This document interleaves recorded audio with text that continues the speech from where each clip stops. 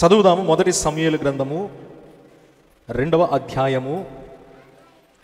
చక్కని సందేశము, మీ ఆత్మీయ జీవితాల్ని బలపరిచే సందేశంతో నేను సిద్ధపడి ఉన్నాను ప్రియులారా. కాబట్టి పరిశుద్ధ బైబిల్ గ్రంథాలు ఉన్నవారు అందరూ కూడా మీ బైబిల్ గ్రంథాలు మీ దగ్గర పెట్టుకొని ఆయా లేఖనాల్ని గమనించవలసిందిగా మనవి చేస్తూ ఉన్నాను. మొదటి సమూయేలు గ్రంథము 2వ అధ్యాయము 7-8 వచనాలు మూల వచనాలుగా చదువుతా ఉన్నాను. అందరూ కూడా దయచేసి గమనించండి. యెహోవా దారిద్ర్యమును ఐశ్వర్యమును కలగజేయువాడు, కృంగజేయువాడును లేవనెత్తువాడును ఆయనే. దరిద్రులను అధికారులతో కూర్చుండబెట్టుటకును మహిమగల సింహాసనమును స్వతంత్రింపచేయుటకును వారిని మంటిలో నుండి ఎత్తువాడు ఆయనే. లేమిగల వారిని పెంటకుప్ప మీద నుండి లేవనెత్తువాడు ఆయనే. భూమి యొక్క స్తంభములు యెహోవా వశము, లోకమును వాటి మీద ఆయన నిలిపి ఉన్నాడు. దేవుడి పరిశుద్ధ వాక్యమును మన వినికిడిలో దీవించునుగాక. నా సందేశం యొక్క అంశము ఏమనగా దైవికమైనటువంటి అభివృద్ధి. దైవికమైనటువంటి అభివృద్ధి. 2024 సంవత్సరంలో దైవికమైన అభివృద్ధిని అనుభవించగోరిన వారు ఎవరైనా ఉంటే గట్టిగా హల్లెలూయా చెప్పండి. డబ్బులు ఎవరికి వద్దు? ఐశ్వర్యం ఎవరికి వద్దు? డబ్బులు, ఐశ్వర్యము, ఘనత, హెచ్చింపు నాతో సహా అందరికీ కావాలి. మనమందరం కూడా కోరుకునేది ప్రియులారా. అయితే పరిశుద్ధ బైబిల్ గ్రంథములో దైవికమైనటువంటి అభివృద్ధి, ఇంగ్లీష్లో డివైన్ ప్రాస్పెరిటీ, దైవికమైనటువంటి అభివృద్ధిని మనం అనుభవించాలంటే ఏ విధంగా సిద్ధపడాలి? దేవుడు పెట్టినటువంటి కొన్ని షరతులు ఏంటి? అది మనం గమనిద్దాం ప్రియులారా. గడిచిన సంవత్సరము మన ఆర్థిక పరిస్థితి ఒకలా ఉంది.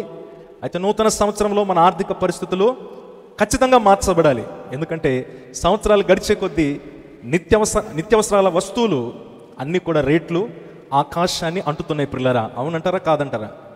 జీతాలు పెరగట్లేదు కానీ నిత్యావసరమైనటువంటి సరుకుల రేట్లు మాత్రము పెరుగుతున్నాయి. లేదు మీరు నాకు చెప్పండి. పెరిగిపోతా ఉన్నాయి ప్రియులారా. సగటున మధ్యతరగతి కుటుంబస్తులు వారి కుటుంబాన్ని పోషించుకోలేని పరిస్థితులు. ఎందుకంటే జీతాలు ఒకవైపు పెరగట్లేదు, ఖర్చులు పెరిగిపోతున్నాయి, సరుకుల యొక్క రేట్లు పెరిగిపోతున్నాయి, విద్య చాలా ఖరీదైపోయింది, వైద్యం చాలా ఖరీదైపోయింది ప్రియులారా. అందుని బట్టి ఖచ్చితంగా ఏదో ఒక రుణభారాలు పెట్టుకోవాల్సినటువంటి పరిస్థితులు వస్తాయి. కాబట్టి ఈ రుణభారంలో నుండి, అప్పుల భారం నుండి మనం బయటికి రావాలంటే, లోటు బడ్జెట్లో నుండి మిగుల బడ్జెట్లోకి మనం రావాలంటే దైవికమైనటువంటి అభివృద్ధిని, డివైన్ ప్రాస్పెరిటీని మనము అనుభవించాలి. మన దేవుడు అంటూ ఉన్నాడు, చూడండి ప్రియులారా, యెహోవా దారిద్ర్యమును ఐశ్వర్యమును కలగజేయువాడు. ఒకరిని దారిద్ర్యములోకి లేదా ఒకరిని ఐశ్వర్యవంతులుగా చేసే శక్తి, సామర్థ్యము మనం ఆరాధిస్తున్న దేవునికి ఉన్నది ప్రియులారా. తర్వాత కృంగచేయువాడును లేవనెత్తువాడును ఆయనే. దరిద్రులనట అధికారులతో కూర్చుండబెట్టుటకును. ఎంత మంచి మాట ప్రియులారా. లోకంలో ఉన్నటువంటి అధికారులు దరిద్రులను, తక్కువ కులస్తులను, మన భాషలో చెప్పాలంటే అగ్ర కులస్తులో ఉన్నటువంటి నాయకులు తక్కువ కులస్తులో ఉన్నటువంటి ఆ కార్యకర్తల్ని వారితో కూర్చోబెడతారంటే కూర్చోబెట్టరు, దూరం నుంచే వాళ్ళు మాట్లాడాలి. కానీ మనం ఆరాధిస్తున్నటువంటి సేవిస్తున్న దేవుడు అంటున్నాడు, దరిద్రులనట ఎక్కడ కూర్చోబెడతాడట? అధికారులతో కూర్చోబెడతాడు. ఎంత బాగుంది ఆ మాట వినడానికి. అంటే దానికి అర్థం ఏంటో తెలుసా? దేవుని యొక్క కృప మనకు తోడుగా ఉంటే మనకన్నా పై స్థాయిలు కూడా మనకు గౌరవం ఇస్తారంట. దేవునికి స్తోత్రం. మనం సామాజికంగా, ఆర్థికంగా, కులపరంగా మనం గొప్పవారం అయినప్పటికీ, గొప్పవారం కాకపోయినప్పటికీ మనకన్నా గొప్ప కులస్తులు, మనకన్నా విద్యావంతులు, మనకన్నా ఐశ్వర్యవంతులు, మనకన్నా మన పైన ఉన్నటువంటి అధికారులు, వారు మనకి గొప్ప విలువను, గౌరవాన్ని ఇస్తారు. దేవునికి స్తోత్రం. దరిద్రులను అధికారులతో కూర్చుండబెట్టుటకును మహిమగల సింహాసనమును స్వతంత్రింప చేయుటకును. దేవునికి స్తోత్రం. వారిని మట్టిలో నుండి ఎత్తువాడు ఆయనే. లేమిగల వారిని పెంటకుప్ప మీద నుండి లేవనెత్తువాడు ఆయనే. చూద్దాం పరిశుద్ధ బైబిల్ గ్రంథంలో చక్కని మాట. ఇది నాన్న 5వ కీర్తన మనం చదివాం. 5వ కీర్తన చివరి మాట నాకు చాలా ఇష్టమైన మాట. ఈ సందేశానికి అనుగుణంగా ఉన్నటువంటి చక్కని మాట. 5వ కీర్తన చివరి వచనం చదువుతా ఉన్నాను. యెహోవా నీతిమంతులను ఆశీర్వదించు వాడవు నీవే, కేడముతో కప్పినట్లు నీవు వారిని దయతో కప్పెదవు, కావున నీ నామమును ప్రేమించువారు నిన్ను గూర్చి ఉల్లసింతురు. దేవునికి స్తోత్రం. దేవుడు ఓ వ్యక్తిని ఆశీర్వదించాలంటే first important quality, first important ఏంటంటే నీతిమంతులుగా వారు ఉండాలి. దేవునికి స్తోత్రం. నీతిమంతుడు ఎవరు అని మనం ఆలోచిస్తే పరిశుద్ధ బైబిల్ గ్రంథంలో ఆది కాండంలోకి వెళ్ళి తిరిగి మళ్ళీ ఇదే వచనం కొద్దాం. ఆది కాండము 26వ అధ్యాయములో అబ్రహాము యొక్క కుమారుడైనటువంటి ఇస్సాకు గారితో దేవుడు మాట్లాడుతూ 5వ వచనంలో అంటూ ఉన్నారు, ఇస్సాకా, మీ తండ్రి అయిన అబ్రహామునకు నేను చేసినటువంటి వాగ్దానము అదేంటో తెలుసా? ఆ వాగ్దానములో డివైన్ ప్రాస్పెరిటీ ఉంది పిల్లరా. ఆ వాగ్దానములో దైవికమైనటువంటి అభివృద్ధి కూడా ఉంది.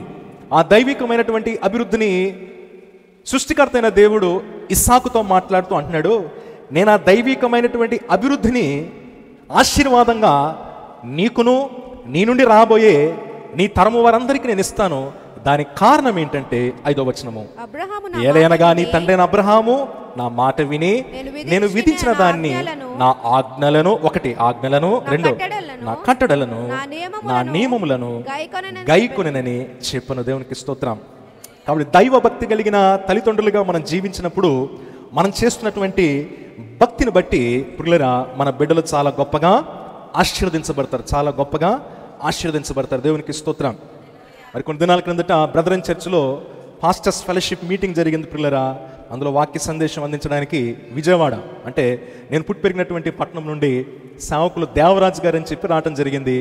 వారి యొక్క కుమార్తె సింగపూర్ దేశంలో పరిచర్య చేస్తారు. వారు మాకు బాగా తెలుసు పిల్లరా. నేను సింగపూర్ దేశంలో ఉన్నప్పుడు మరి 2-3 సార్లు వారి గృహంలో మరి భోజన సహవాసం కొరకు వారు పిలవడం జరిగింది. నా భార్యకు కూడా తెలుసు వారి కుమార్తె. వారి రెండో కుమార్తె, రెండో అల్లుడు గారు సింగపూర్ సిటిజన్స్ అయిపోయారు పిల్లరా. వారి పెద్ద కుమార్తె అమెరికా దేశంలో మరి అల్లుడు గారు అక్కడ సాఫ్ట్వేర్ ఇంజనీర్గా పనిచేస్తూ ఉన్నారు. బహుశా వాళ్ళకి PR కూడా ఉంది అక్కడ, అనేక సంవత్సరాలుగా అక్కడ సెటిల్ అయిపోయారు. అలా 2 కుమారులు కూడా గుంటూరు విజయవాడ ప్రాంతాల్లో పరిచర్య చేస్తూ ఉన్నారు. కానీ ఒక 25 సంవత్సరాల క్రిందట తినడానికి తిండి కూడా ఉండేది కాదు పిల్లరా. చాలా పేదరికాన్ని అనుభవించారు. పిల్లలందరూ కూడా చిరిగిపోయిన బట్టలు వేసుకుంటూ ఉండేవాళ్ళు అనమాట. కట్టుకోవడానికి మంచి బట్టలు కూడా పిల్లలకి ఉండేవి కాదు. సేవ మీదే ఆధారపడినటువంటి మరి ప్రార్థనాపరుడు, దైవభక్తి కలిగినటువంటి సేవకుడైన కేవలం సేవ మీదే ఆధారపడే విశ్వాసంతో అలా గంటల ఉపవాసాలు ఉండి దినాలు ఉపవాసం ఉండి ఆయన ప్రార్థన చేసేవారు.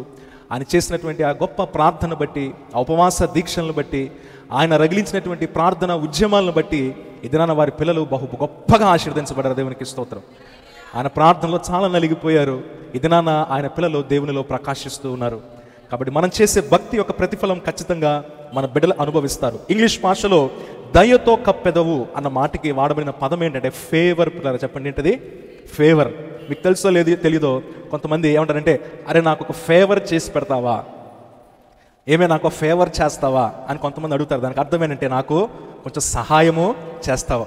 అరే ఇది నాకు ఫేవరబుల్గా లేదురా అంటారు. దానికి అర్థం ఏంటంటే నాకు అనుకూలించట్లేదు, నాకు కలిసి, మన భాషలో ఏమంటారంటే నాకు ఏది చేసినా కలిసి రావట్లేదు. ఎందుకు కలిసి రావట్లేదంటే సామెతల గ్రంథము 10వ సామెత 22వ వచనము దైవజనులు పెద్దయ్య గారు ఎప్పుడు జ్ఞాపకం చేస్తారు. ఆయన జీవిత అనుభవాన్ని బట్టి యెహోవా ఆశీర్వాదము ఐశ్వర్యమిచ్చును, నరుని కష్టము చేత అది అధికము కాదు. అదేనా మాట? అక్కడ తిప్పే టైం నాకు లేదు.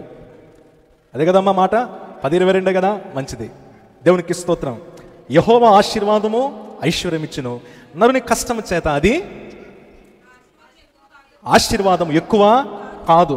పిల్లలు ఒక అతను ఉన్నాడట, జరిగిన సంఘటన అనమాట. నేను ఒక సాక్ష్యంలో చదివాను. అతను మారు మనసు పొందలేదు పిల్లరా. అయితే ఉద్యోగం కోసం బాగా ప్రయత్నం చేస్తూ ఉన్నాడు. ఉద్యోగం కోసం ప్రయత్నం చేస్తూ అనేక ఇంటర్వ్యూలు అటెండ్ అవుతూ ఉన్నాడు. అయితే ఇంటర్వ్యూ అటెండ్ అవ్వడానికి మరి బస్ స్టాండ్లో అలాగా పక్కన నిలబడి ఉంటే ఇంటర్వ్యూకి వెళ్ళాలి. ఒక అరగంట 45 నిమిషాలు టైం ఉంది పిల్లరా. బస్సులో చేరుకోవాలన్నమాట ఆ ఇంటర్వ్యూ జరిగే ఆఫీస్ దగ్గరికి. అనుకోకుండా అది వర్షాకాలము, అలాగ వచ్చిన బస్సు ఏమైందంటే గుంటలో నుండి అలా వెళ్ళినప్పుడు గుంటలో ఉన్న బురదంతా పడిందట. ఆ ఒంటి మీద, బట్టల మీద ఆ బురద మురికి బట్టి ఏమనుకున్నాడంటే, ఇలా వెళ్తే నాకు ఉద్యోగం కాదుగా, లోపల కూడా రానివ్వరు.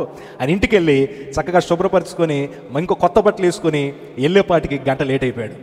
ఇంటర్వ్యూ పోయింది. మళ్ళీ రెండో ఇంటర్వ్యూ కోసం సిద్ధపడుతూ ఉన్నాడు పిల్లరా. చక్కగా రెడీ అయ్యాడు. ఇక ఇంటర్వ్యూకి వెళ్దామని చెప్పి భార్యకి బాయ్ చెప్తూ, పిల్లలకి బాయ్ చెప్తూ అలా మెట్లు దిగపోతూ ఉంటే తన కుటుంబంలో ఉన్నటువంటి పెద్ద కుమార్తె కిందకొస్తూ ఆడుకుంటూ కిందకొస్తూ అతను కిందకు వచ్చే లోపు మెట్ల మీద జారుకుండా అలా కింద పడిపోయింది. ఇక కూతురుని వెంటనే హాస్పిటల్ తీసుకెళ్ళి జాయిన్ అయ్యి ఇంటికి వచ్చేపాటికి రెండో ఇంటర్వ్యూ ఉష్కాకి. మూడో ఇంటర్వ్యూ కొరకు సిద్ధపడుతూ ఉన్నాడు. ఈసారి ఖచ్చితంగా ఇంటర్వ్యూకి వెళ్ళాలి, ఖచ్చితంగా జాబ్ను కొట్టాలి, నా కుటుంబాన్ని నేను పోషించుకోవాలి, ఆర్థిక ఇబ్బందుల నుండి నేను బయటపడాలని చెప్పి మూడోసారి మళ్ళీ సిద్ధపడి లిఫ్ట్లోకి ఎక్కాడు.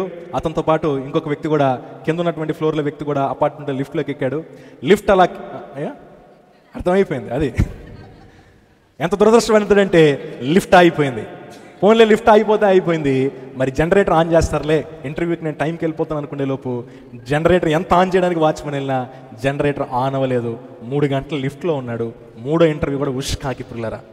దాని అర్థం ఏంటో తెలుసా? దేవుని దయ, దేవుని కృప, దేవుని యొక్క ప్రసన్నత ఆ వ్యక్తికి తోడుగా లేదు. మన వాడుక భాషలో చెప్పాలంటే దురదృష్టవంతుడు. అనేక మార్లు మన జీవితాల్లో కూడా ఏది పట్టుకున్నా కూడా ఆ చేసిన పనిలో మనకు అపజయం కలుగుతూ ఉంటుంది. ఆ చేసిన పనిలో మనకి లాభము కనిపించదు. మా వ్యక్తిగత జీవితాల్లో కూడా అనుభవాలు ఉన్నాయి పిల్లరా. కాబట్టి దైవ చిత్తానికి వ్యతిరేకంగా ఏం చేసినా కానీ దాంట్లో మనకి ఏముండదంటే అభివృద్ధి ఉండదు పిల్లరా. దానికి ఇక్కడ మాడిన మాట ఏంటంటే, నీతిమంతులను ఆశీర్వదించువాడు నీవే, కేడముతో కప్పినట్లు నీవు వారిని దయతో కప్పెదవు. You would cover them with your favour అని ఇంగ్లీష్లో ఉంటుంది పిల్లరా. అదే సామెతల గ్రంథం 12వ సామెత 2వ వచనం. త్వరగా చదువుదాం. 12వ సామెత 2వ వచనము.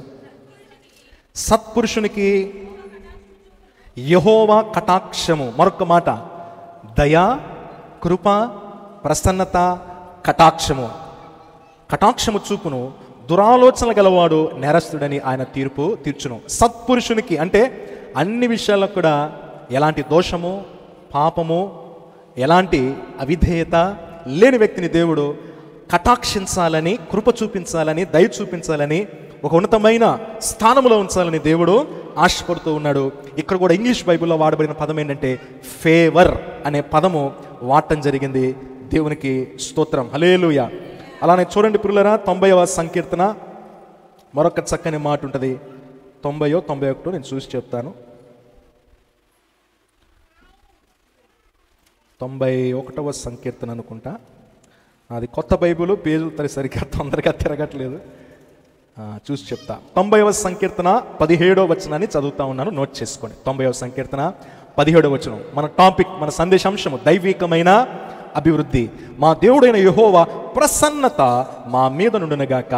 ఎప్పుడైతే దేవుని యొక్క ప్రసన్నత మన మీద ఉంటుందో, మనం చేసే పని మీద ఉంటుందో, మా చేతి పనిని మాకు స్థిరపరచుము, మా చేతి పనిని స్థిరపరచుము. దేవునికి స్తోత్రం. కాబట్టి దైవికమైన అభివృద్ధిని మనం అనుభవించాలంటే దేవుని దయ, దేవుని కృప, దేవుని కటాక్షము, దేవుని ప్రసన్నత ఖచ్చితంగా మన మీద ఉండాలి. కాబట్టి దేవుని యొక్క దయ, కృప, కటాక్షము, ప్రసన్నత మన మీద ఉంటే కష్టాలు రావా అంటే తప్పు. కొంతమంది చెప్తారు అది సరైన సువార్త కాదు ప్రియులారా. యేసుక్రీస్తు ప్రభు వారిని నమ్ముకున్న తర్వాత ఖచ్చితంగా శ్రమలు వస్తాయి, శోధనలు వస్తాయి, ఇరుకులు, ఇబ్బందులు ఉంటాయి ప్రియులారా. అందుకే కీర్తనల గ్రంథము 34వ సంకీర్తన 10, 11 వచనాలను కూడా చూడండి, 19, 20 వచనాలను కూడా చూడండి. నీతిమంతులకు కలుగు ఆపదలు అనేకములు, అయినను యెహోవా వానిని వాటన్నిటి నుండి విడిపించును. దేవునికి స్తోత్రం. ఎవరికట ఆపదలు?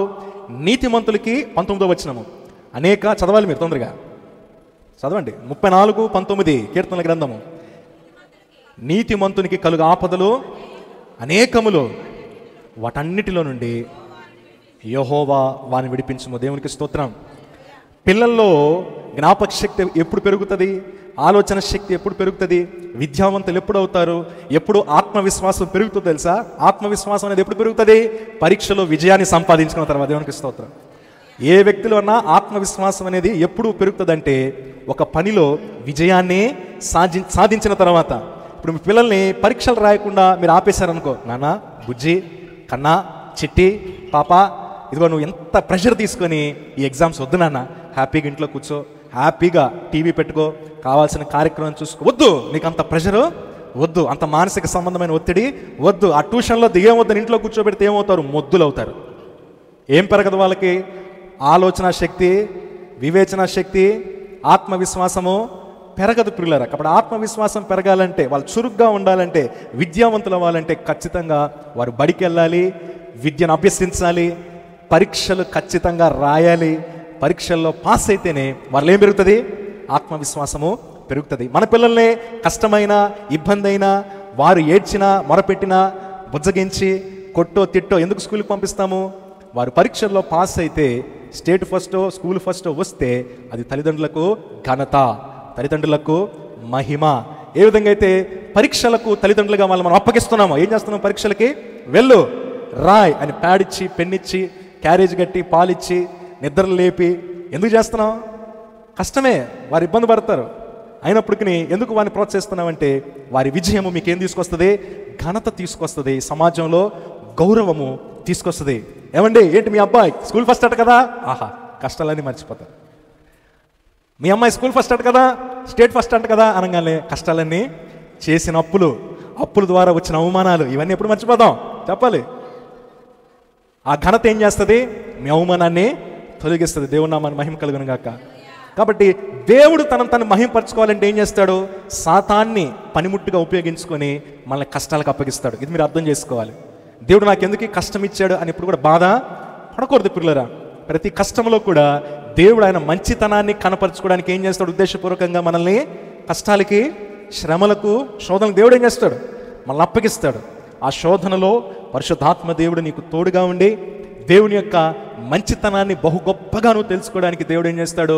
ఆ కష్టానికి నేను అప్పగించకుండా ఆ కష్టంలో కొన్ని ఆత్మ సంబంధమైన పాఠాలు నేర్పించి ఆ కష్టంలో నువ్వు దేవుని వైపు ఉంటే నేను ఆ కష్టంలో నుంచి బయటకు తీసుకొస్తాడు.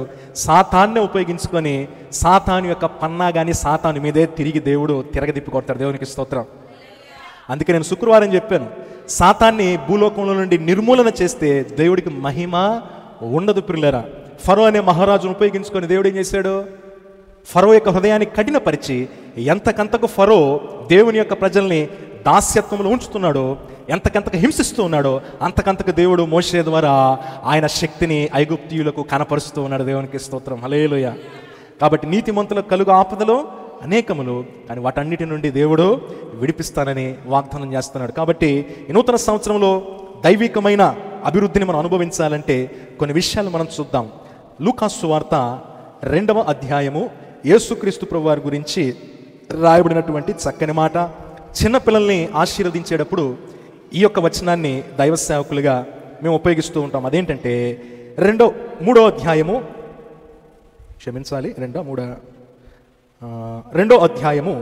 52వ వచనం చదువుతా ఉన్నాం.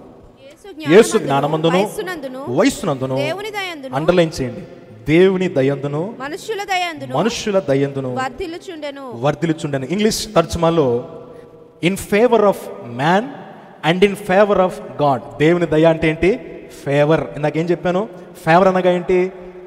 అరే నాకు కొంచెం ఫేవర్ చేయవంటే ఏంటి? కొంచెం నాకు సహాయం చేయవా. కాబట్టి దేవుని యొక్క దైవికమైన సహాయము ఎవరికి తోడుగా ఉంటుందో మనం చూస్తూ ఉన్నాము. దేవుని యొక్క దైవికమైన సహాయము, ఫేవర్ యేసుక్రీస్తు ప్రభు వారికి కూడా తండ్రైన దేవుడు అనుగ్రహించాడట. దేవునికి స్తోత్రం. అదే విషయం 1 సమూయేలు గ్రంథం 2వ అధ్యాయం 26వ వచనం చదివితే బాలుడైన సమూయేలుని ఉద్దేశిస్తూ కూడా పరిశుద్ధాత్మ దేవుడు అదే రాయించారు.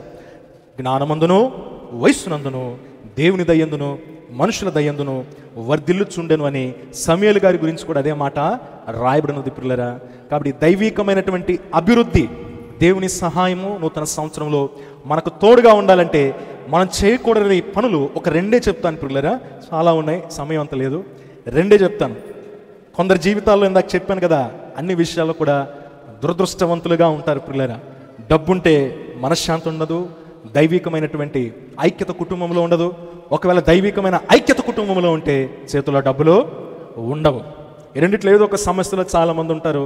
కాబట్టి పరిశుద్ధ బైబిల్ గ్రంథంలో ఒక విషయాన్ని నేను మీకు చెప్తా ఉన్నాను. చూడండి, ఆదికాండము 12వ అధ్యాయంలోకి వెళ్దాం. దైవికమైన అభివృద్ధిని అడ్డగించే ఓ ప్రాముఖ్యమైన విషయం అక్కడ ఉన్నది. ఆదికాండము 12వ అధ్యాయాన్ని చూద్దాం. 10వ వచనం పిల్లరా చదువుతా ఉన్నా. ఆ దేశములో కరువు వచ్చెను, ఆ దేశములో కరువు భారముగా ఉన్నందున అబ్రాము ఐగుప్తు దేశంలో నివసించుటకు అక్కడికి వెళ్ళును. దేవుడు ఒక దేశాన్ని చెప్పాడు, ఓ ప్రాంతాన్ని చూపించాడు. నువ్వు ఆ ప్రాంతానికి ఉండమంటే అబ్రహాం గారికి విశ్వాసము సరిపోలేదు పిల్లరా. అబ్రహాం గారికి విశ్వాసము సరిపోలే. దేవుడు నన్ను సంపూర్ణమైన పరిచర్కి పిలిచినప్పుడు నాకు విశ్వాసం సరిపోలేదు. దేనికంటే నా భార్య నన్ను అడిగిన ప్రశ్నలు, కుటుంబాన్ని ఎలా పోషిస్తావు, బిడ్డలు పుడితే వారి పోషణ పరిస్థితి ఏంటి అని అడిగినప్పుడు నా దగ్గర సమాధానము లేదు పిల్లరా. లాజికల్ థింకింగ్తో దేవుని చిత్తాన్ని ఎవరూ జరిగించలేరు. చెప్తున్నాను, లాజికల్ థింకింగ్తో దేవుని చిత్తాన్ని ఎవరూ జరిగించలేరు. దేవుడు అకస్మాత్తుగా కార్యాలు చేసే దేవుడు. హల్లెలూయా. మనుషులుగా మనం ప్లాన్ చేసి స్ట్రాటజీ చేసుకొని ఎన్ని ఆలోచించేస్తాం, కానీ దేవుడు అలా చేయడు. దేవుడు అలా చేస్తాడు, అకస్మాత్తుగా జరిగించేస్తాడు. దేవునికి స్తోత్రం. ఏ సమయంలో కన్యకైనటువంటి మరియ గారు గర్భవతి అవుతారు? ఎవరికి? అకస్మాత్తుగా కన్యక గర్భవతి అయిపోయింది దేవుని యొక్క నిర్ణయ కాలంలో. దేవునికి స్తోత్రం. కాబట్టి దేవుడు, మనం ఆరాధిస్తున్న దేవుడు అకస్మాత్తుగా ఆశ్చర్యమైన కార్యాలు చేసే దేవుడు పిల్లరా. కాబట్టి అకస్మాత్తుగా ఆశ్చర్యమైన కార్యాలు అనుభవించడానికి ఆయన బలిష్టమైన హస్తం కింద ఏమై ఉండాలి? దీన మనస్కులై ఉండాలి. దేవునికి స్తోత్రం. దేవుడికి నచ్చని రెండు చెడు లక్షణాలు చాలా ఉన్నాయి పిల్లరా. రెండేంటంటే ప్రైడ్, సెల్ఫిష్నెస్, అంటే గర్వము, స్వార్థపూరితమైనటువంటి మనసు. ఈ రెండు దేవునికి నచ్చవు పిల్లరా. ఎన్ని సాధించినా కూడా ఆ సాధించిన విజయాన్ని బట్టి మనుషుల ద్వారా వచ్చిన మహిమను ఏం చేయాలంటే దేవునికి ఆరోపించాలి. దేవునికి స్తోత్రం. మేము ప్రార్థన చేసేటప్పుడు అదే ప్రార్థన చేస్తాం, ప్రభువా నీ ఆత్మ ద్వారా కట్టబడినటువంటి బ్రైడ్ ఆఫ్ క్రైస్ట్ సంఘ పరిచయను బట్టి సమస్త మహిమ ఘనత ప్రభావము నీకే ఆరోపిస్తున్నాం. దీన సేవకుని నన్ను అనేక ప్రాంతాల్లో సువార్త పరిచర్యలో సాక్షిగా వాడుకుంటున్నారు. వారి ద్వారా వచ్చినటువంటి ఆ మహిమ నేను నీకు ఆరోపిస్తున్నాను. ఈ పాటల ద్వారా వచ్చిన మహిమ నీకు ఆరోపిస్తూ ఉన్నాను. ఇది చేయకపోతే ఏమవుతామంటే గర్వాంధులం అయిపోతాం పిల్లరా. సాతాను ఏమంటాడు తెలుసా? నీ భక్తి, నీ విజయము, నీ ఆశీర్వాదానికి కారణం ఏంటంటే నీ జ్ఞానము, నీ తెలివి, నీ విద్య అని చూపిస్తాడు. అది చాలా జాగ్రత్తగా మనం గమనించాలి పిల్లరా. చూడండి, ఇక్కడ 12వ అధ్యాయము 10వ వచనం. అబ్రహాం ఏం చేశాడు? అంత విశ్వాసం లేక, ఎందుకు మనలాంటి చర్చు అబ్రహాం గారికి లేదు, మాలాంటి పాస్టర్లు అబ్రహాం గారికి లేరు, మన చేతిలో ఉన్నటువంటి వాక్యము అబ్రహాం గారి దగ్గర లేదు కాబట్టి ఆయన అవిశ్వాసంతో భయపడి ఐగుప్తు దేశంలో ఆ సమృద్ధి ఉన్నది, అక్కడ కరువు లేదని ఏం చేశాడు? దేవుడు చప్పని ప్రదేశానికి వెళ్ళాడు, శ్రమను కొని తెచ్చుకున్నాడు. దేవుడు చప్పని ప్రాంతాలకి, చప్పని ప్రదేశాలకి స్వచిత్తానుసారంగా వెళ్తే ఏమవుద్ది? శ్రమను మనం ఏం చేస్తాం? కొని తెచ్చుకుంటాం. ఎవరు కనబడతారు? చాలా జాగ్రత్త. ఏ గ్రంథం? రూత్ గ్రంథంలో ఎవరు కనబడతారు మనకి? నయోమి గారు కనబడతారు. నయోమి గారికి దేవుడు చెప్పాడా వేరే అన్య దేశానికి వెళ్ళాలని? కానీ ఏం చేసింది? అక్కడ ఏదో సంపాదించుకోవచ్చు, అక్కడ కరువు లేదని రొట్టెలు ఇల్లైనటువంటి బెత్లెహేమనబడినటువంటి శ్రేష్టమైన దైవ ఏర్పాట్లో ఉన్న గ్రామాన్ని విడిచి అన్య దేశానికి వెళ్ళింది. భర్తను కోల్పోయింది, ఇద్దరి కుమారులను కోల్పోయింది, విధవరాలుగా ఏమీ లేని స్థితిలో తిరిగి వచ్చింది. ఎవరు నిందించింది? ఇప్పుడు మీరు నాకు చెప్పాలి. ఎంత తప్పది మరి? దేవుడు చెప్పాడా? కరువులో ఏం చేయాలి? అక్కడే ప్రార్థన చేయాలి కదా.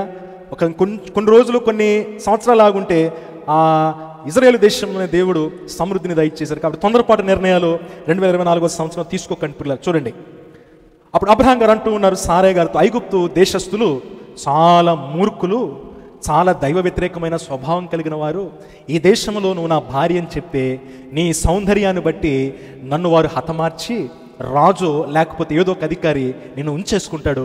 కాబట్టి నా ప్రాణం కాపాడబడుటకు నువ్వేమని చెప్పాలంటే నేను నీ సహోదరునని చెప్పాలి. దేవుడు చప్పని ప్రదేశానికి వెళ్తే ఏమవుతుంది? అబద్ధాలు చెప్పే పరిస్థితులు కూడా వస్తాయి పిల్లరా. దేవుడు చెప్పిన ప్రదేశంలో మనం ఉంటే, చెప్పిన పని మనం చేస్తే దైవికమైన అభివృద్ధి మనకి తోడుగా ఉంటుంది. దేవుడు చప్పని పనులు మనం చేస్తే ఏమవుతుంది? అబద్ధాలు ఆడాలి, మ్యానిపులేషన్స్ చేయాలి, ఉన్నది లేనట్టుగా లేనిది ఉన్నట్టుగా చేయాలి. నాది 7 సంవత్సరాలు పూర్తయిన పిల్లరా సంపూర్ణమైన పరిచర్యలో, నా భార్య సాక్షిగా, దేవుని సాక్షిగా ఎప్పుడు కూడా పరిచర్యలో నేను మ్యానిపులేషన్ చేయలేదు. లేనిది ఉన్నట్టుగా, ఉన్నది లేనట్టుగా నా యొక్క అవశ్యతలు తీర్చుకోవడానికి దేవుని పరిచయం ఈ రోజు దాకా ఎప్పుడు వాడుకోలేదు. కొన్ని సందర్భాల్లో నేను అనేవాడిని, ఇప్పుడు అదే అంటాను, నీ ఆత్మీయ జీవితం బాగోపోతే దేవునికి దయచేసే కానుక వేయకు. దేవుడు ముందు వ్యక్తిని అంగీకరించిన తర్వాత వ్యక్తి అర్పించే కానుకను దేవుడు అంగీకరిస్తాడు. దేవుడు కయ్యేను అర్పించిన అర్పణను అంగీకరించలేదు. దేవుడు ఏబేలు అర్పించిన అర్పణను అంగీకరించను. మనిషి ముందా, అర్పణ ముందా చెప్పాలి? మనిషే ముందు పిల్లరా. కాబట్టి మన జీవితం బాగోలేనప్పుడు ఎన్ని కానుకలు ఇచ్చిన దేవుని యొక్క ఆశీర్వాదాన్ని మనము సంపాదించుకోలేం పిల్లరా.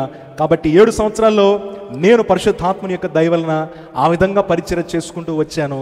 కాబట్టి ఖచ్చితమైన వాక్యము, ముక్కుసూటిగా మాట్లాడే మనస్తత్వం. కాబట్టి ఎంతమంది మన సంఘంలో ఉన్నారు? పొగిడి మోసేసి లేపేసి అలా మాట్లాడితే ఆ సంఘాలు చాలా వర్ధిల్లుతాయి. నా యొక్క ఆత్మీయ నడిపింపులో దేవుడు నాకు చెప్పిన మాట ఏంటంటే, కొంతమంది శ్రేష్ఠులైన భక్తులు కొంతమంది ఉన్నా అది ఉత్తమమైనది. ప్రభు రాకడలో ఉన్నది 50 మంది అయినా 50 మంది చక్కగా ఆత్మీయ స్థితిలో ఉంటే అదే గొప్ప ఆశీర్వాదం. పనికిరాని పొట్టు ఎంత పోగేసుకున్నా కానీ తీర్పు దినాన్న దేవుడు ప్రతి ఒక్కరి పని ఏం చేస్తాడంటే అగ్నితో పరీక్షిస్తాడట.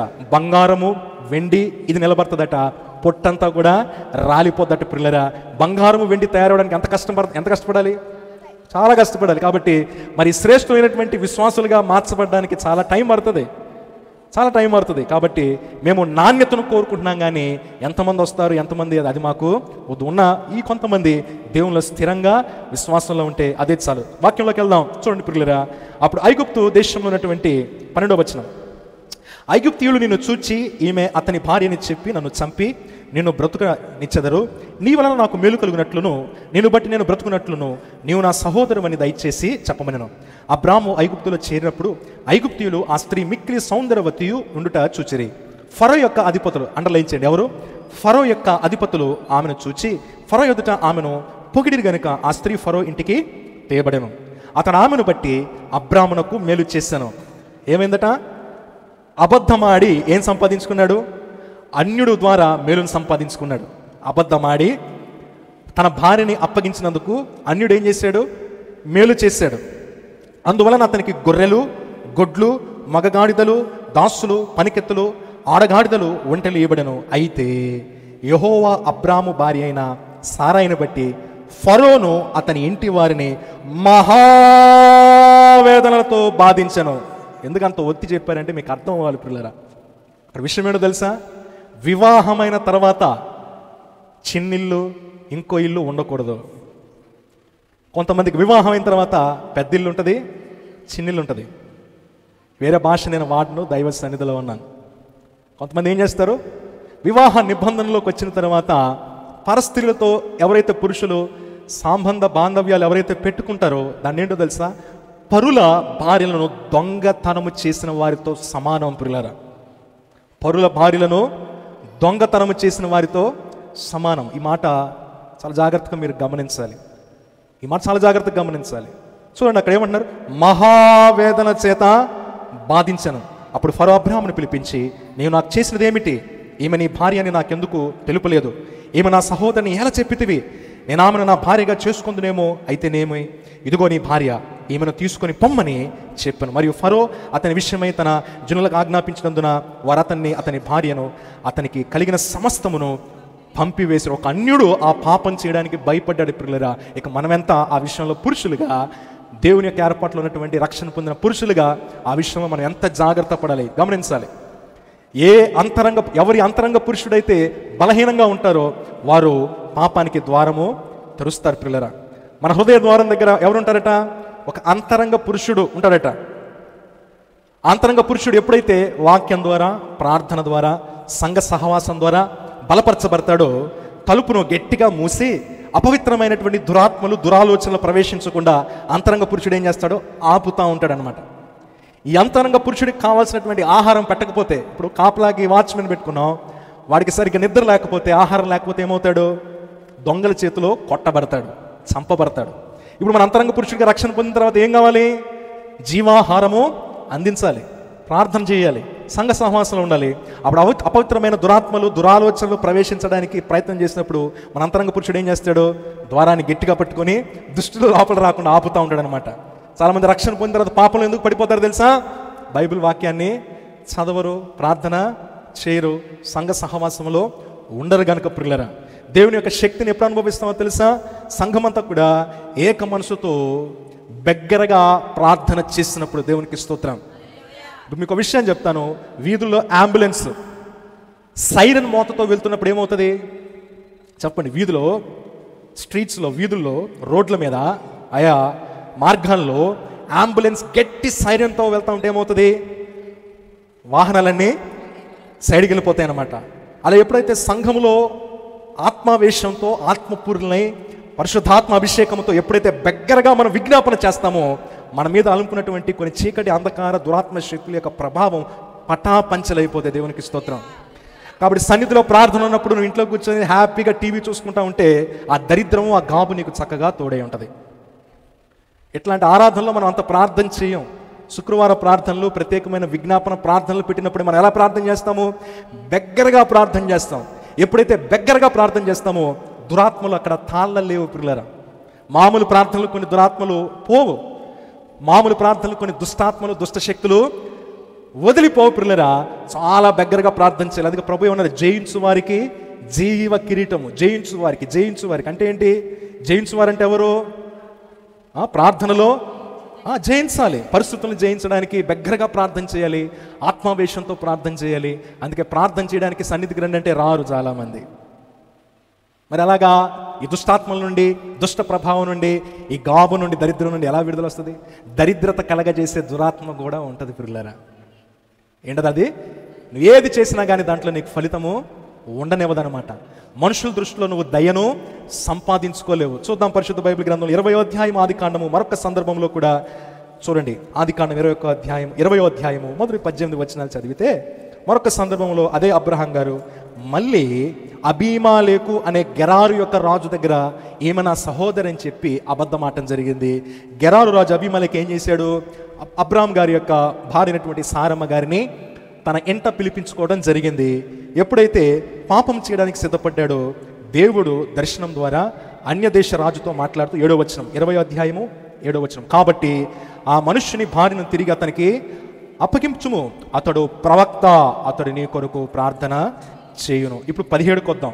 ఎప్పుడైతే సారమ్మ గారిని, పరస్త్రీని, వేరే వ్యక్తి యొక్క భార్యని అబీమాలేకు గెరారు మహారాజు తన ఇంట చేర్చుకున్నాడో 17వ వచనం, అబ్రహాము దేవుని ప్రార్థింపగా దేవుడు అబీమాలేకును అతని భార్యను అతని దాసీలను బాగు చేసెను, వారు పిల్లలు కనిరి. దేవునికి స్తోత్రం. ఏలైనగా అబ్రహాము భార్య అయిన సారమును బట్టి దేవుడు అబీమాలేకు ఇంటిలో ప్రతి గర్భమును మూసి ఉండెను. అంటే దైవికమైన అభివృద్ధి ఆ కుటుంబంలో లేదు. అది భౌతికంగా అవ్వచ్చు, శారీరకంగా, మానసికంగా ఏమన్నా కానీ ఆ దైవికమైన అభివృద్ధి ఆ కుటుంబంలో లేదు పిల్లరా. కాబట్టి ఎవరైతే పురుషులు వివాహమైన తర్వాత జాగ్రత్తగా ఉండరో, అలాంటి తప్పిదములు ఎవరైతే చేశారో ఖచ్చితంగా ఏం విత్తారో అది కోయక తప్పదు పిల్లరా. కాబట్టి డబ్బుంటే ఇంట్లో మనశ్శాంతి ఉండదు, ఒకవేళ మనశ్శాంతి ఉండే చేతిలో డబ్బులు ఉండవు. మరి దీనికి పరిష్కారం ఏంటంటే క్షమించే దేవుని యొక్క సన్నిధి మన మధ్య సంచారం చేస్తూ ఉండగా ఉపవాసం ఉండి ఒక దినాన్ని ప్రతిష్ఠించుకొని దేవుని సన్నిధిలో మన హృదయాన్ని ఏం చేయాలి? కుమ్మరించి కన్నీటితో పశ్చాత్తాప ప్రార్థన చేసినట్లయితే ఆ యొక్క శాపపు కాడు నుండి దేవుడు గొప్ప విడుదల దయచేస్తారు. దేవునికి స్తోత్రం. రెండో విషయానికి వెళ్ళిపోదాం పిల్లరా. ద్వితీయోపదేశ కాండము చూడండి. ద్వితీయోపదేశ కాండము 18వ అధ్యాయము 11 నుంచి 12 వచనాలు. మన సందేశాంశం ఏంటంటే దైవికమైన అభివృద్ధిని అడ్డుకుండే 2 పాపాలు చాలా ఉన్నాయి. ఒకటి మనం చూసాం, రెండోది మనం చూద్దాం. అది స్త్రీకి కూడా వర్తిస్తుంది పిల్లరా, పురుషునికే కాదు. నేను చెప్పిన విషయాలన్నీ స్త్రీకి కూడా వర్తిస్తాయి. తర్వాత ద్వితీయోపదేశ కాండము 18:11 వచనం.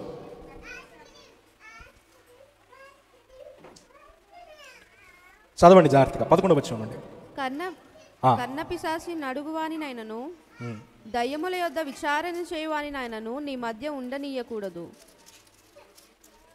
చదువు నాన్న. వీటిని చేయి ప్రతివాడును యెహోవాకు హేయుడు. ఆ హేయములైన వాటిని బట్టి నీ దేవుడైన యెహోవా నీ యొద్ద నుండి ఆ జనములను వెళ్ళగొట్టుచున్నాడు. నీవు నీ దేవుడైన యెహోవా యొద్ద యథార్థపరుడవై ఉండవలెను.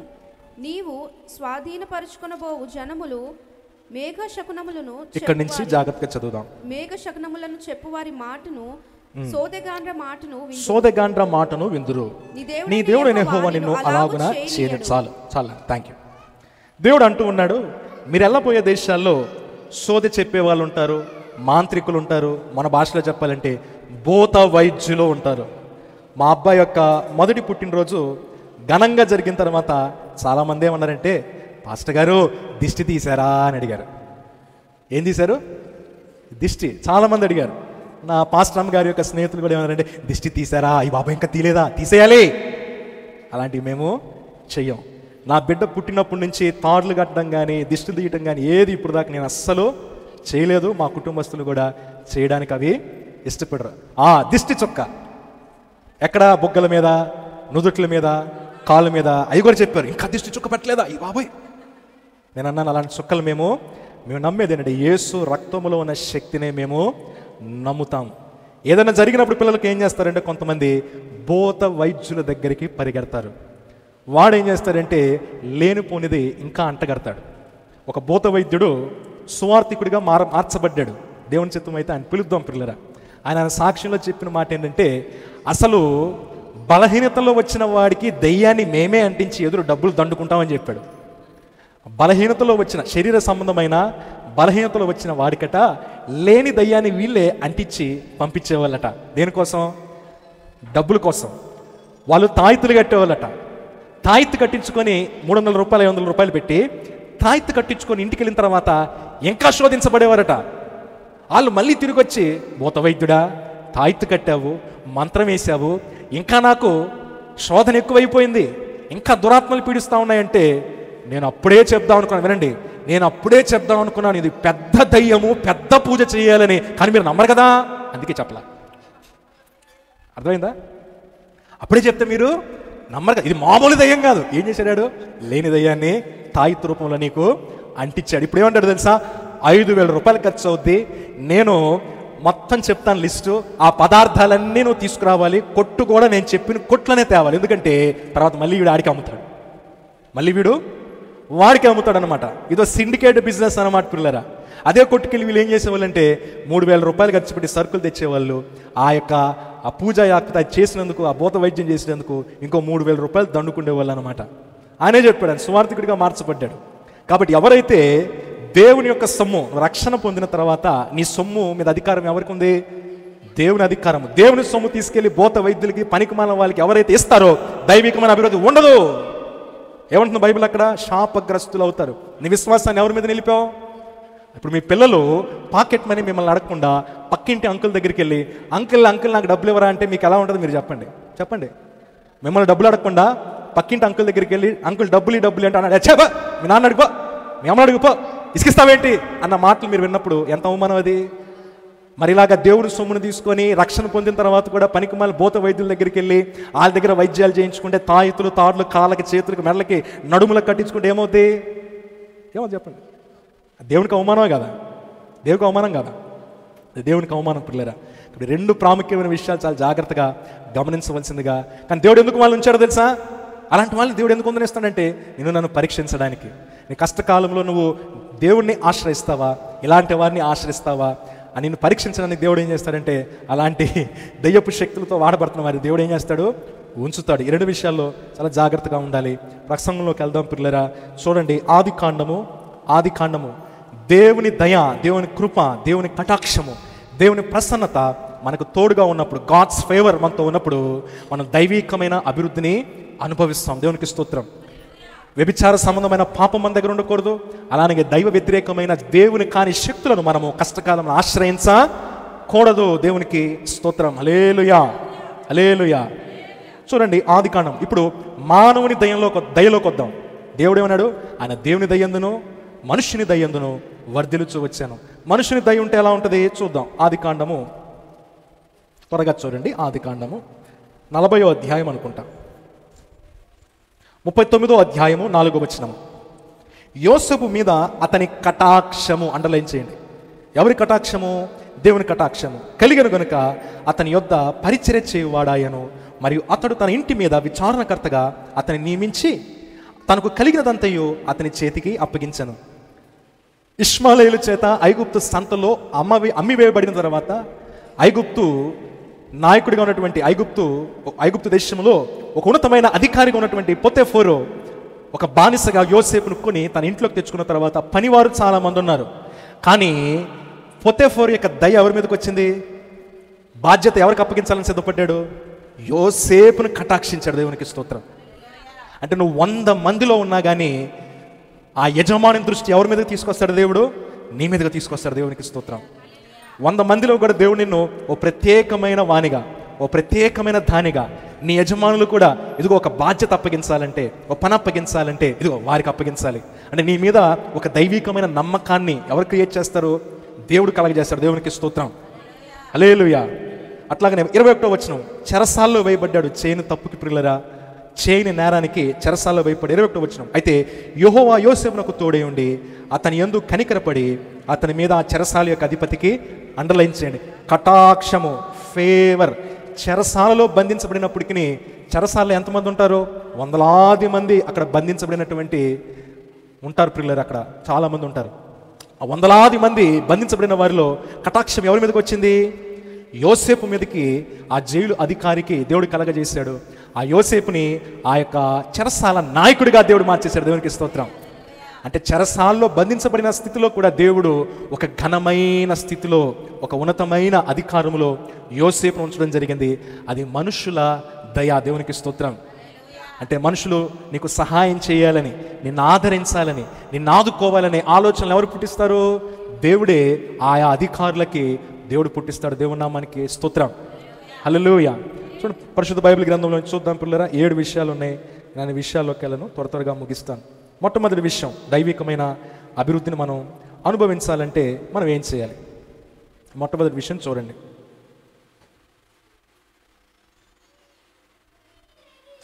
ఫిలిప్పీయులకు రాసిన పత్రిక 4:19 చదవండి ఎవరన్నా. మనం ఎప్పుడు కూడా చదువుతాం దైవికమైన అభివృద్ధి.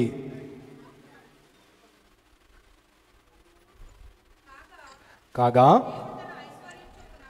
దేవుడు తన ఐశ్వర్యము చొప్పున క్రీస్తు యేసునందు మహిమలో మీ ప్రతి అవసరమును తీర్చును. దేవునికి స్తోత్రం. దేవుడు మన ప్రతి అవసరమును తీర్చాలంటే మనం ఏం చేయాలి? అదే కొరింథీయులకు రాసినటువంటి 2వ పత్రిక 9వ అధ్యాయంలోకి మనం వెళ్దాం. దేవుడు తన ఐశ్వర్యము చొప్పున క్రీస్తు యేసు మహిమలో నూతన సంవత్సరంలో మన అవశ్యతలన్నీ కూడా దేవుడు తీర్చాలంటే, దైవికమైన అభివృద్ధిని మనం చూడాలంటే ఏం చేయాలి? కొరింథీయులకు రాసిన చదువమ్మా. సనుగు కొనకయు బలవంతముగా కాకయు ప్రతి వాడును తన హృదయములో నిశ్చయించుకొనిన ప్రకారము ఇయ్యవలెను. దేవునికి స్తోత్రం. ఇది ఏ కానుక గురించి చెప్పబడుతుందంటే దశమ భాగ కానుక గురించి కాదు. వాక్యాన్ని చాలా జాగ్రత్తగా అర్థం చేసుకోవాలి. కొంతమంది సేవకులు ఏమనుకుంటారంటే ఈ వాక్యం చదివి దశమ భాగ కానుక గురించి అనుకుంటారు. కాదు, ఇది దశమ భాగ కానుక గురించి కాదు. ప్రతి ఆదివారం కూడా కృతజ్ఞత అర్పణ, అది 100 అయినా 200 అయినా 300 అయినా 50 రూపాయలైనా, కృతజ్ఞత అర్పణని ఎలాగివ్వాలట? సనుగు కొనకుండా, బలవంతంగా కాక, సంతోషంగా వెత్తాలి. దేవునికి స్తోత్రం. ఇక్కడ కృతజ్ఞత కానుక గురించి దేవుడు మాట్లాడిస్తున్నాడు పౌలు గారి ద్వారా. దశమ భాగ కానుక గురించి కాదు పిల్లరా. చూడండి తర్వాత మాట, తన హృదయంలో నిశ్చయించుకునే ప్రకారం ఇవ్వాలి. దేవుడు ఉత్సాహముగా ఇచ్చువారిని ప్రేమించును, మరియు అన్నిటి యందు ఎల్లప్పుడూ మీలో మీరు సర్వ సమృద్ధి గలవారై ఉత్తమమైన ప్రతి కార్యము చేయుటకు దేవుడు మీడల సమస్త విధములైన కృపను, డివైన్ ఫేవర్ విస్తరింపచేయును. దేవునికి స్తోత్రం. అక్కడ మొట్టమొదటిగా దేవుని యొక్క సన్నిధిలోకి వస్తున్న మనము దేవుని పరిచర్య కొరకు ఎలా ఇవ్వాలి? సంతోషంగా ఇవ్వాలి. కృతజ్ఞతాస్తుతులు చెల్లించుచు మనం ఏం చేయాలి? కానుకలు విత్తాలి ప్రియులరా. అమ్మో, ఇప్పుడు ఈ డబ్బులు ఇచ్చేస్తే నా ఇల్లు ఎలా గడుస్తుంది, నా కుటుంబం ఈ నెల ఎలా గడుస్తుంది, అలా ఆలోచనలతో, 2 విధాలైన ఆలోచనలతో దేవునికి ఎప్పుడు కూడా ఇవ్వకూడదు ప్రియులరా, ఇవ్వకూడదు.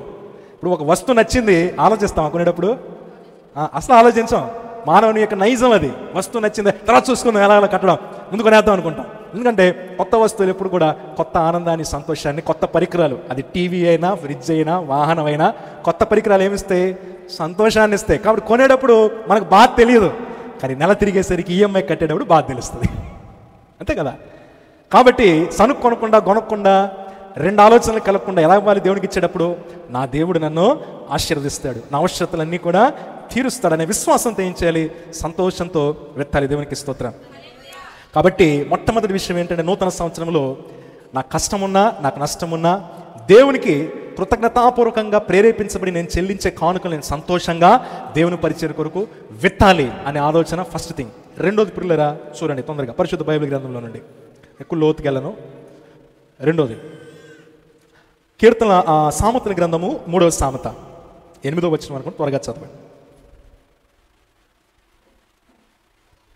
3వ సామెత 8వ వచనం.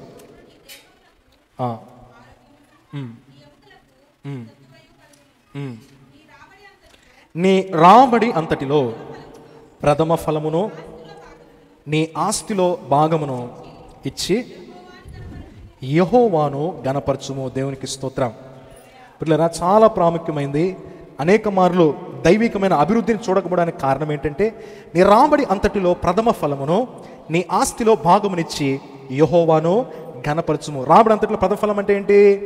ప్రార్థన చేయగా ఉద్యోగం వచ్చింది, మొదటి జీతం ఎవరికి ఇవ్వాలి? దేవునికి. మనం ఇస్తామా? ఇస్తారు. కొంతమంది ఉన్నారు.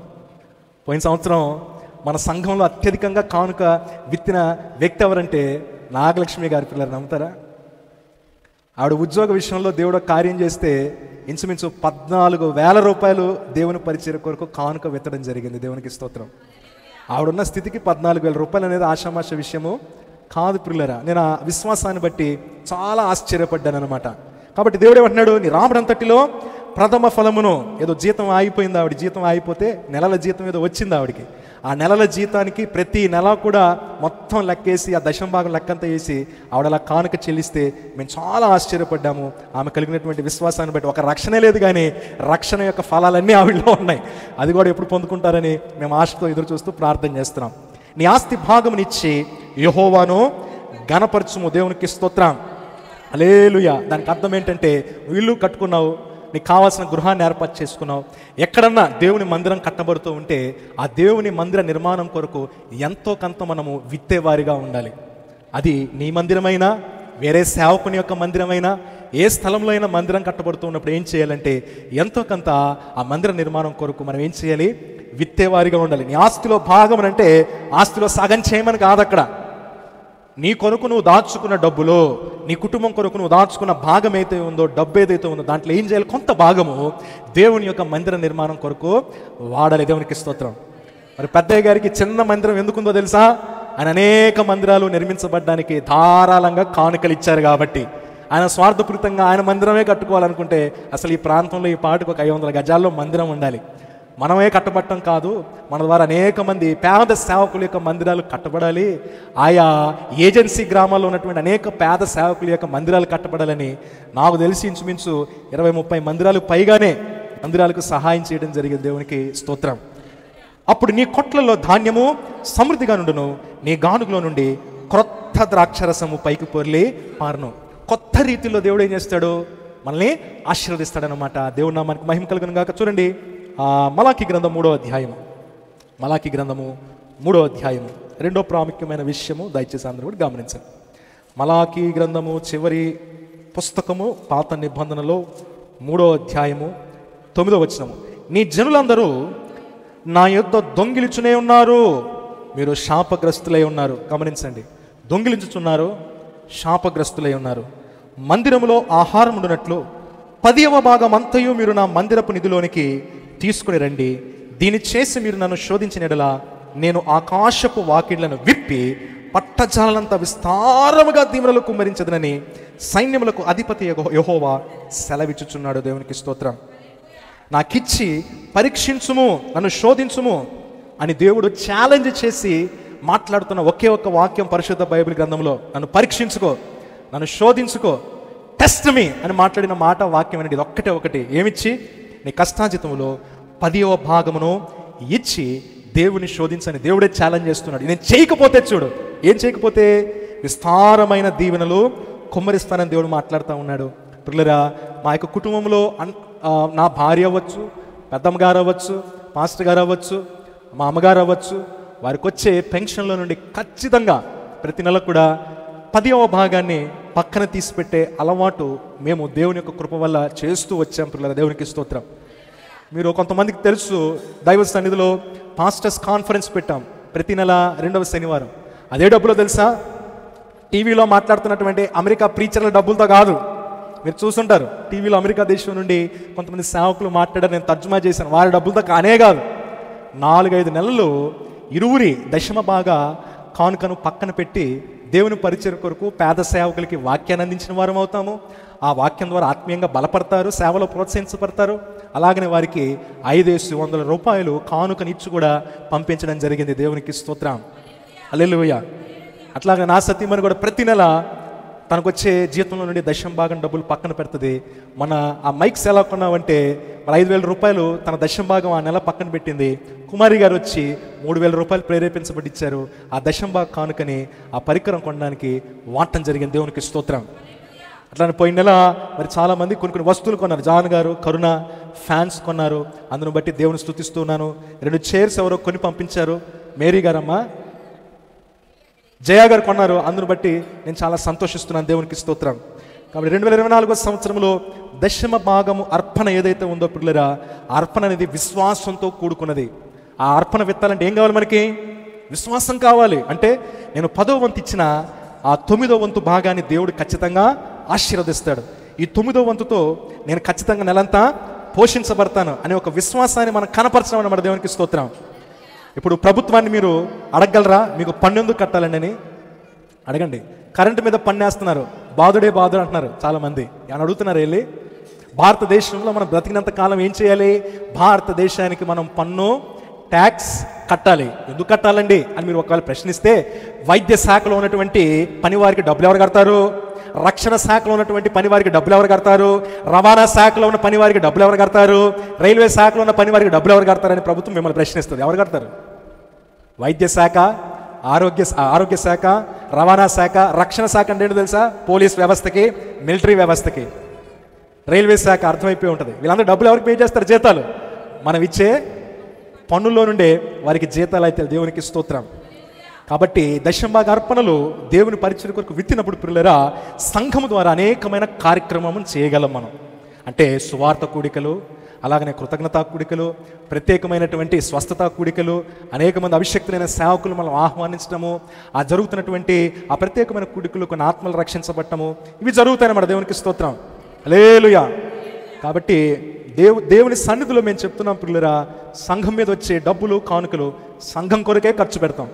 క్రిస్మస్కి ఇంచుమించు 40,000 రూపాయల దాకా అయింది. సంఘం ద్వారా వచ్చిన కానుకలు అందరూ కూడా, సంఘంలో ఉన్నటువంటి కుటుంబస్తులందరూ కూడా నమ్మకంగా 2,000 రూపాయలు కుటుంబానికి నమ్మకంగా మళ్ళీ చెల్లించారు. అందును బట్టి నేను చాలా సంతోషించాను. మేము అలాగనే తండ్రి గారు తల్లి గారు మరి ఎన్నో కష్టాల్లో ఉన్నా, చిన్న చిన్న పనులు చేసుకున్నప్పటికీ, చిన్న జీతాల్లో ఉన్నప్పటికీ 2,000 రూపాయలు కానుకిచ్చారు అని చెప్పి చాలా సంతోషపడ్డారు. నాకన్నా అయ్యగారు చాలా సంతోషపడ్డారు అన్నమాట. అందరూ బట్టి సంతోషపడుతున్నాం. కానీ పైన ఖర్చు ఇంచుమించు 15,000 పైన అయింది. ఆ పై డబ్బులన్నీ కూడా మరి అయ్యగారే అవి ఇవ్వడం జరిగింది పిల్లల. దేవునికి స్తోత్రం. అక్కడ వచ్చిన కానుకల మీద తిరిగి దేనికి ఖర్చు పెడుతున్నాం? సంఘ పరిచయ కొరకే ఖర్చు పెడుతున్నాం పిల్లరా. ఏది మా సుఖం కొరకు సౌఖ్యం కొరకు మేము వాడుకోవట్లేదు. సుఖం కొరకు సౌఖ్యం కొరకు ఏం వాడతాం తెలుసా? నా భార్య కష్టాజీతం వాడతాం, అదే వాడతాం. కానీ సంఘం మీద వచ్చిన డబ్బులు మాత్రం ఖచ్చితంగా సంఘం కొరకే ఉపయోగిస్తాం. దేవునికి స్తోత్రం. హల్లెలూయా. నూతన సంవత్సరంలో దేవుని సొమ్ము దొంగిలించే వారిగా మనము ఉండకూడదు పిల్లరా. దేవుడు ఆ విషయంలో ఆ సాతాను ఏం చేస్తారంటే, మేము స్వతహాగా ఏదైనా ఆర్థిక సంబంధమైన భారము పెట్టుకోవాలనుకుంటే, మొన్న ఒక యాడ్ చూసామన్నమాట. రిపబ్లిక్ డేనా ఇండిపెండెన్స్ డేనా? ఇప్పుడు Republic Day sale. Online apps అన్నింటిలో కూడా, ఆన్లైన్ బట్టల యాప్ల్లో, ఫ్లిప్కార్ట్, అమెజాన్లో రిపబ్లిక్ డే సేల్. 70,000 రూపాయల ఫోను 50,000కే టెంప్టింగ్గా ఉంటుంది. నాకు టెంప్టింగ్గా ఉంటుంది. నా భార్యకి చెప్తాను అనమాట, 70,000 రూపాయలు శోభ 50,000 రూపాయలకి వస్తున్నాయంటే, ఒకసారి ఆగండి, మనం ఇంకా కట్టాల్సింది ఎంత ఉందో తెలుసా అని చట్టా చేస్తారనమాట. నిజమే కదా అని అయిపోయాం. కాబట్టి కొత్త బరువులు, కొత్త బాధ్యతలు, మనము కొత్త రుణ భారాలు పెట్టుకోవడానికి ప్రయత్నించకూడదు. నూతన సంవత్సరం పాతవి ఏమైనా ఉంటే ఏం చేయాలి? పాతవి క్లియర్ చేసుకున్న తర్వాత కొత్త రుణ భారాలు మనం పెట్టుకోవాలి. మనం కట్టేసుకోవచ్చులే, ఏదేదో చేసేవచ్చులే, అలాగొచ్చేస్తాయి. మనం ఎన్ని వేసుకున్నా ఎన్ని పప్పులేం కొన్నిసార్లు ఉడకోపిల్లరా. చాలా జాగ్రత్తగా గమనించాలి. ఎందుకు ఆలోచించాలంటే, మనం పెట్టుకుండే అధికమైన ఆర్థిక భారాలు ఏం చేస్తాయంటే దేవుని సొమ్ము నమ్మకంగా చెల్లించనివ్వకుండా చేస్తాయి. ఏం చేస్తాయి? కాబట్టి మేము అర్పించే దశమ భాగము, మేము పెట్టుకుంటే ఆర్థికపరమైన భారాలు ఇబ్బంది పెట్టకూడదని మేము ఆలోచిస్తాం. ఈ అమౌంట్ ఖచ్చితంగా పక్కన పెట్టాలి. కాబట్టి ఫ్యామిలీని ఏ అమౌంట్లో ప్లాన్ చేసుకోవాలి? 10వ భాగం పక్కన పెట్టి ఉన్న దాంట్లోనే ప్లాన్ చేసుకోవాలి. 10వ భాగాన్ని ఇంక్లూడ్ చేసి అసలు ప్లాను చేయకూడదు. దేవునికి స్తోత్రం. కాబట్టి దేవుని దృష్టిలో దొంగగా ఉండి మనం అభివృద్ధి చెందేవారిగా ఉండం పిల్లరా. కాబట్టి ఈ విషయంలో మనం చాలా నమ్మకంగా ఉండాలి. మా యొక్క వెంకట్ గారు 3 సంవత్సరాలు చాలా అప్పుల పాలైపోయారు పిల్లరా. వెంకట్ గారికి ఉద్యోగానికి రాకముందు చాలా అప్పులు అయిపోయారు. అప్పులు ఎక్కడికి వెళ్ళినాయంటే 2-3 సంవత్సరాల్లో 7 లక్షల అప్పులకి వెళ్ళాయి పిల్లరా. అంటే హైదరాబాద్ మహానగరంలో ₹1,00,000 జీతం లేనిదే ఓ కుటుంబాన్ని పోషించడం చాలా కష్టం. కుటుంబ పోషణ నిమిత్తమై డబ్బులు సరిపోవు కాదు, లోటు బడ్జెట్లో ఉండేవారు ప్రతి నెల. అలాగలాగలాగలాగలాగా ఇంచుమించు 6 లక్షల దాకా 7 లక్షల దాకా వెళ్ళిపోయింది. విశ్వాసాన్ని కోల్పోలేదు. నమ్మండి, ప్రతి నెల ఆ యొక్క క్రెడిట్ కార్డు వాడటం కారణంగా 30,000 40,000 కట్టే పరిస్థితుల్లో కూడా 3 సంవత్సరాలు ఒక్క నెల కూడా దశమ భాగ అర్పణని పక్కన తీయకుండా లేడాయన. దేవుని సొమ్ము ముట్టుకోలేదు పిల్లలు. నేను ఛాలెంజ్ చేసి చెప్తాను, నాకు తెలుసు ఆయన గురించి. 3 సంవత్సరాలు అప్పుల పాలు అయిపోయినా కూడా ఆ యొక్క దశమ భాగ అమౌంట్ని అట్లాగనే ₹6,000 ₹7,000 దేవుని యొక్క సన్నిధికి తీసుకొచ్చి చెల్లించేవాళ్ళు. దేవుడు ఎంత గొప్పగా ఆశీర్వదించారంటే తగిన సమయంలో ఇప్పుడు ఆయన జీతం ఎంతో తెలుసా? సంవత్సరానికి అక్షరాల ₹15 లక్షల. సంవత్సరానికి ఎంత ఆయన జీతం? ₹15 లక్షల సంపాదనలోకి దేవుడు సరాసరి తీసుకెళ్ళి. ఎందుకు? ఆయన ఆ కష్టకాలంలో కూడా విత్తిన కానుకని యొక్క విశ్వాసమును బట్టి దేవునికి స్తోత్రం. కాబట్టి ఈ విషయంలో మనం జాగ్రత్తగా ఉండాలి. 3వ విషయం ప్రియులరా చెప్పి నేను ముగించేస్తాను. దేవుని యొక్క పరిచారకులకు పరిచర్య చేసే స్థితిలో దైవికమైన అభివృద్ధి ఉంటుంది. దేవునికి స్తోత్రం. మీరు 1 రాజుల గ్రంథము 20-21 అధ్యాయం చదివితే సారేపోతు వ్యధురాలు కనబడుతుంది. ఏమీ లేని స్థితిలో ప్రియులరా కొంచెము రొట్టె కొంచెము నూనె ఉన్నది, ఒక అప్పమే వస్తుంది. దైవజనటువంటి ఏలియా గారు దేవుని ఆత్మ ప్రేరేపణతో చెప్పబడి ఆమెను దర్శించినప్పుడు ఆమె ఏం చేసిందో తెలుసా? ఉన్నది కొంచెము రొట్టె పిండి కొంచెం నూనె అయినప్పటికీ ఒకే అప్పాన్ని ఏం చేసిందంటే దైవ సేవకుడు అడిగినప్పుడు ఆలోచించకుండా ఏం చేసిందంటే ఒక అప్పము చేసి దైవ సేవకుని యొక్క చేతిలో పెట్టింది. దేవునికి స్తోత్రం. కాబట్టి కష్టకాలంలో కూడా దైవ సేవకులను ఎవరైతే ఎంట చేర్చుకుని దైవ సేవకులను గౌరవించి ఆతిథ్యాన్ని ఇస్తారో పిల్లరా, అట్టి వారిని దేవుడు దైవికమైన అభివృద్ధిలోకి నడిపిస్తాడు. ఆ కరువునంత కాలం కూడా ఆ సారేపోతు విధవరాలు ఏం చేయబడింది? పోషించబడింది. దేవునికి స్తోత్రం. 2వ రాజుల గ్రంథం 4వ అధ్యాయంకి వస్తే గనురాలైనటువంటి ఒక షూనేము ప్రాంతానికి చెందినటువంటి గనురాలు కనబడుతుంది. ఆమె పిల్లల ఏం చేసిందంటే ఎలీషా గారు ఆ గ్రామము వస్తూ ఉండగా దైవజనుడిగా గుర్తించి ఆయనకి భోజనం పెడుతూ తర్వాత ప్రేరేపించబడి ఇంటి మీద గది కట్టించి ఒక బెడ్ ఓ పడక చేయించి ఒక దీపం పెట్టి ఎప్పుడు వచ్చినా కూడా ఆ గదిలో అతను రెస్ట్ తీసుకునే విధంగా ఒక నివాస స్థలం ఏర్పరిచింది. బిడ్డలు అనేక సంవత్సరాలు లేరు. ఆ దైవ సేవకుని ద్వారా ఆ దైవ సేవకుడు పొందుకున్న ఆతిథ్యాన్ని బట్టి ప్రేమను బట్టి సంతానము ఆమెకి అనుగ్రహించబడింది. ఆశీర్వదించగా దేవునికి స్తోత్రం. ప్రార్థన ద్వారా అనుగ్రహించబడి బిడ్డ చనిపోయిన తర్వాత తిరిగి లేపబడ్డాడు పిల్లల. దేవునికి స్తోత్రం. ఆ తర్వాత కొన్ని సంవత్సరాలు కరువు వస్తూ ఉండగా ముందుగానే ఆ దైవ సేవకుడు ఆమెకి చెప్పి కరువు రాబోతా ఉండి నువ్వు ఎక్కడికైనా వెళ్ళిపో అని చెప్తే ఆ కరువు నుండి వేరే ప్రాంతానికి వెళ్ళిపోవడం జరిగింది. దేవునికి స్తోత్రం. 3వది ప్రియులరా, ఎవరైతే అభిషక్తులైన సేవకుల్ని ఎంట చేర్చుకొని వారి యొక్క దైవికమైన అధికారానికి లోబడి ఎవరైతే ఆతిథ్యం ఇచ్చి పరిచర్యలో పాల్గొంటారో, అందుకంటాం మీ పిల్లల్ని ఎర్లీగా పంపించండి, పరిచర్యలో పాలువారైతే గొప్ప దీవెనలు పొందుకుంటారని నేను చెప్పడమే సరిపోయింది. చెప్పి మైకులు త్వరలో పాడైపోతే కానీ వాళ్ళు మాత్రం నాకు కనపట్లే. ఎవరి కోసం ఇది? మీ పిల్లలే ఆశీర్వదించబడతారు, మీ పిల్లలే దీవించబడతారు. ఏలీ దగ్గర పరిచయం చేసిన సమయాలు 2 అభిషేకాన్ని పొందుకున్నాడు, 2 ఆత్మను పొందుకున్నాడు, 2 దీవెనలు. యెహోషువ మోషే దగ్గర పరిచయం చేశాడు, 2 అభిషేకాన్ని పొందుకున్నాడు. ఎలీషా ఏలియా దగ్గర పరిచయం చేశాడు, 2 ఆశీర్వాదాన్ని పొందుకున్నాడు. కాబట్టి దైవికమైన అభివృద్ధి ఎలాగొస్తుందంటే మనము దైవ సేవకును గౌరవించి ఆతిథ్యం ఇచ్చి ప్రేమించి పరిచర్యలో మనం మంచి పరిచారకులుగా ఉన్నప్పుడు దేవుడు దీవిస్తాడు. దేవునికి స్తోత్రం. ఇక లాస్ట్ మాట ప్రియులరా, ఎవరైతే దేవుని సంఘ క్షేమాభివృద్ధిలో పాత్రను పోషించి వహిస్తారో వారు ఆశీర్వదించబడతారు. దేవునికి ఇచ్చిన జ్ఞానాన్ని తలాంతులను ధనాన్ని దేనికి వాడాలంటే ఏ తల్లి సంఘం ద్వారా అయితే నువ్వు రక్షించబడ్డావో ఆ సంఘం కట్టబడ్డానికి నీ వంతు నువ్వేం చేయాలంటే కృషి చేయాలి.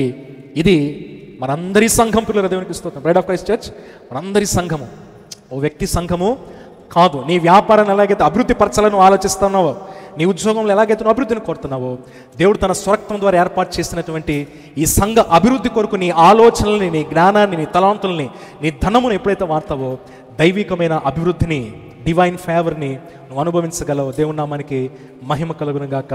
దేవుడి కొద్ది మాటలు మన వినికిడిలో దీవించును గాక. దేవునికి స్తోత్రం.